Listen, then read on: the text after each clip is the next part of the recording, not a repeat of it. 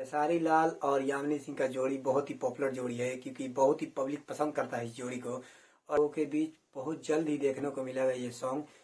आप लोग के चाहने वाले hit machine and Khesari Lal का एक और नया लोकगीत आ चुका है। अभी अभी खेसारी लाल ऑफिशियल की तरफ से पोस्टर को रिलीज किया गया है, जो कि ये पोस्टर का नाम है उधार धनिया। ये लोकगीत को लिखे हैं अखिलेश कश्यप ने।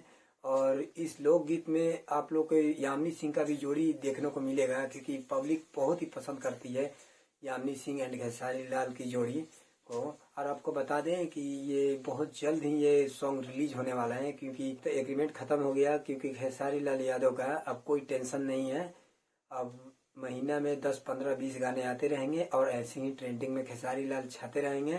तो ठीक है गैस, आप वीडियो को देख रहे हैं तो प्लीज़ वीडियो को लाइक करिएगा। आप नए हैं तो चैनल को सब्सक्राइब करिएगा और अपने छोटे भाई को प्यार और सपोर्ट ऐसे ही बनाए रखिएगा, क्योंकि ऐसी नेक्स्ट वीडियो खेसारी लाल के ऊपर मैं ला सकूँ।